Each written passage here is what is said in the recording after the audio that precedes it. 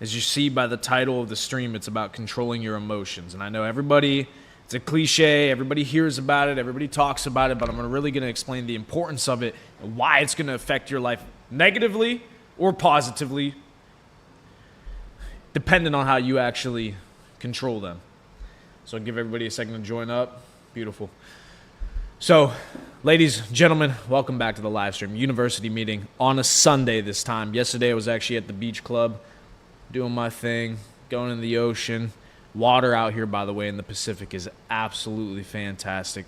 Como un baño, just like my godfather would say, just like bath water. Warm, beautiful. Actually busted up my feet, busted up my toes, cut my knee open from the rocks in the ocean. But it's all right. The salt water cleaned it out. It's a cleanser.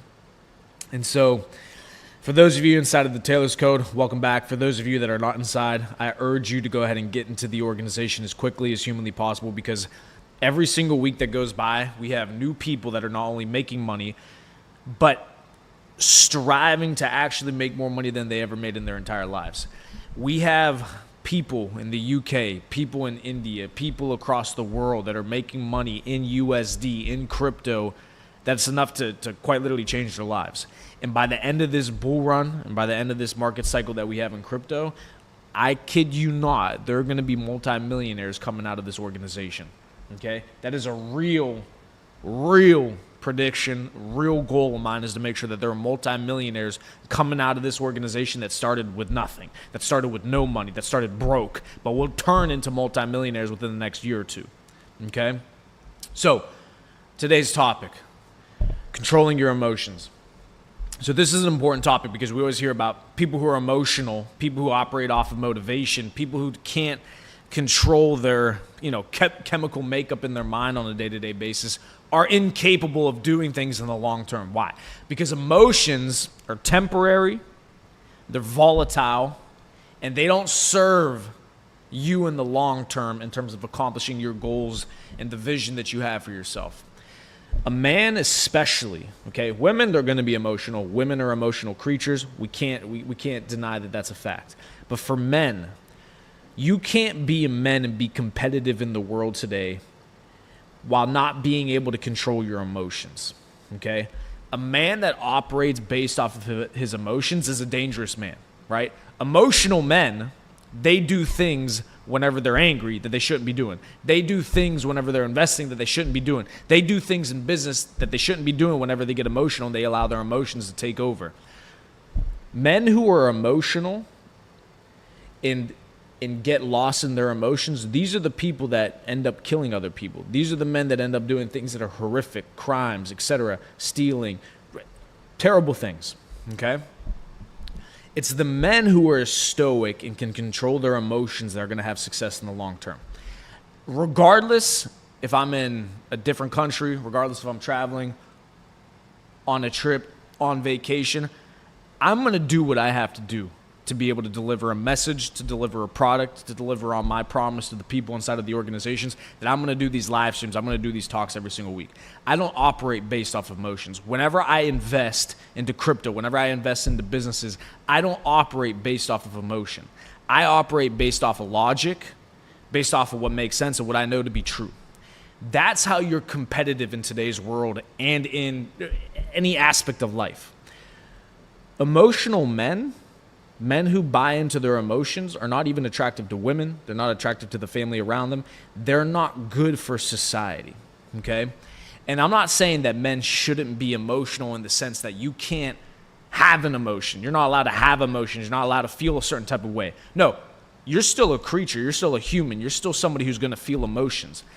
The difference is yes, everybody feels emotions, but how are you going to channel those emotions and direct it in something that's going to be productive and powerful and advantageous to you in the long term, right? I never feel like working. I never feel like working out. I never feel like going on a run in 100-degree weather with the humidity at 85% and sweating my balls off and feeling like I'm going to pass out by the end of the run. I don't feel like doing that, but I do it anyways because even though I'm in a different country, I'm on a trip, I need to do my runs. I need to do my lifts. I need to still look good. I still need to look fit. I'm not going to go ahead and destroy my entire routine and my lifestyle just because I'm on a trip, right? I'm not operating based off of how I feel. And too many of you do exactly that. You operate based off of how you feel. This is why you can't get any consistency and any momentum in your businesses. Because as soon as something doesn't start going your way, and as soon as you don't feel like you're getting the progress that you want to get in something that you're doing, you start to put in less effort because you're emotional about it. And you understand how interesting this is.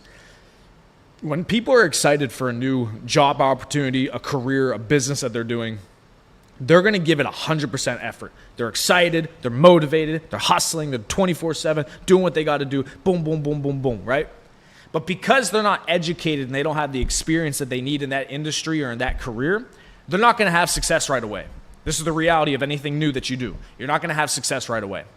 And as soon as you start to hit that roadblock where now you're not having the success as quickly as you had expected to have it, now that you're not having that success, you start to get demotivated. You start to get emotional. You start to feel bad. You start to get scared. Oh my God, am I going to be able to do this or not? Can I really do this? Am I able to attack this the same way that I have been for the last 2 months? And you start to give less effort to that thing that you were so excited about because you're now emotional about it. But how does that make sense? How are you starting to fail at something, starting to lose traction, starting to lose momentum, and your thought process tells you, you know what, let me actually try less and that should fix it.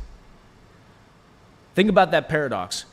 You're not doing as well as you want to do at something, and so as opposed to putting in more time and effort, educating yourself more, becoming better at what it is that you're trying to accomplish, you actually give it less effort because now you're not so excited about it. So what do you think the outcome is going to be? Do you think you're going to figure it out and actually continue to push forward? Or do you think you're going to end up quitting? That's what happens to 99% of people. They're excited to do something at first. They're operating based off of emotion, excitement, motivation. And as soon as they don't get the result that they had desired, they start to give less effort, less time, less energy. What do you think is going to happen? You think you're going to figure it out or you're going to quit? Right? I imagine instruments is a good example for people, right? Whenever you're growing up as a kid, a lot of us played instruments for a little bit. At least our parents wanted us to play an instrument. And so what happens is when you're excited at the beginning, you're practicing all the time, you're playing the guitar, you're learning new songs, you're trying to learn notes, you're trying to do this, that, and the third, you're going to lessons, you're excited about it. But after a week, 2 weeks, 3 weeks, a month, 2 months, once you realize you're not able to play Van Halen after a fucking month or two, and you're not able to fucking play all the electric guitar songs that you want to play because you're thinking about Jimi Hendrix and Van Halen, all this shit, you start to get demotivated. You start to realize, wow, this is more difficult than I thought it was going to be. Wow, I'm not actually able to play the songs I wanted to play out the gate. I got to first learn Mary Had a Little Lamb, or I got to first learn, these chords, these things that are boring, right? The building blocks to whatever it is that you want to do in the future. So what you start to do as a child is, well, you start to practice less. You start to try less. You start to get frustrated, so you put the guitar down because you get upset, you get annoyed. So you put in less effort. Next thing you know, you quit the fucking guitar. That's what happens all the time. You can't operate that way. You're always going to fuck things up at the beginning. Okay, another great example is those of you getting into the crypto industry, right? Crypto is the most revolutionary technology, aside from AI, that's happening right now. Cryptocurrency, the last bull run, the last cycle, had made 16-year-olds, 18-year-olds, 21-year-olds multi-millionaires, okay? This is generational wealth. This is generational wealth changing from the hands of old people to young people, okay? And so people who understand this are starting to get excited about the cryptocurrency industry, and they start investing into these meme coins. They start investing into these AI projects. They start investing into these things that they think are going to do well. Next thing you know, they lose a little bit of money. They made a bad investment. They do something wrong. All of a sudden, they get demotivated. All of a sudden, they think it's not possible to make money in this industry. No, that's not true. You just haven't spent enough time in the industry, educated yourself, and put yourself in a position to understand what the trends are, understand what the good investments are to be able to hit in the long term. So you quit too early. You can't operate that way. You need to be able to control your emotions and understand that everything's going to take time to be able to develop your skill set, develop your mindset, to put yourself in a position to be competitive than all the other people who are playing the same game as you, right? You have to be able to control your emotions. There's nothing good about not being able to control your emotions.